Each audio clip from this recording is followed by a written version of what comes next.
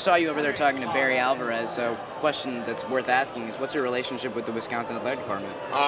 Actually, to be honest, they've kind of ignored me as one of the more prominent alums on Twitter, but looks like I just had a talk with Barry, so we're going to rectify that, so it was a big day. Okay, now, you're here at the Big Ten tournament. A lot of people coming into it had questions about why it was here in New York at MSG. What are your opinions on that?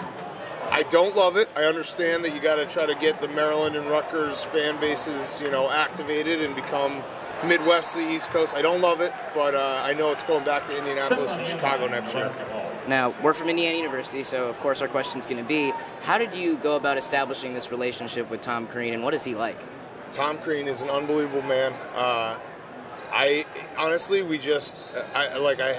think it was actually Dan Dockich who introduced us. And he was someone who, you guys know, Indiana fans know, kind of maybe joked about when he was the coach, but he is just a really, really good guy, genuine guy.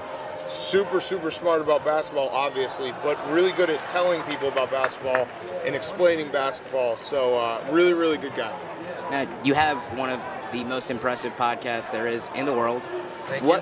Of course. Yeah. What goes into the preparation for that? Because I don't think people really understand what goes in before the actual podcast. Yeah, it's. I think there's some misconceptions. We don't write jokes or anything, but there's definitely prep in terms of just always figuring out what the stories are, keeping current with sporting events and what's going on. It's one of those things where you're never prepping, but you're always prepping, so the prep never really turns off. It's just kind of, on a Friday night, you're prepping because you're thinking about things. Saturday morning, same thing. So it's just a constant kind of living the content life.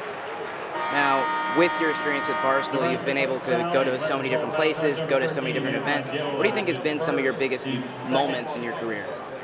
Ooh, good question. Probably going on to the field with the Blackhawks, Wrigley, after the 2015 Cup. And then, it's a tough question because there's been a lot of big moments, but I think the biggest thing is just kind of looking back every now and then, taking a step back and being like, how the heck did we end up here? How the heck, we've grown so much in the last 2 years, and it feels, it's a crazy ride and it's fun to be on.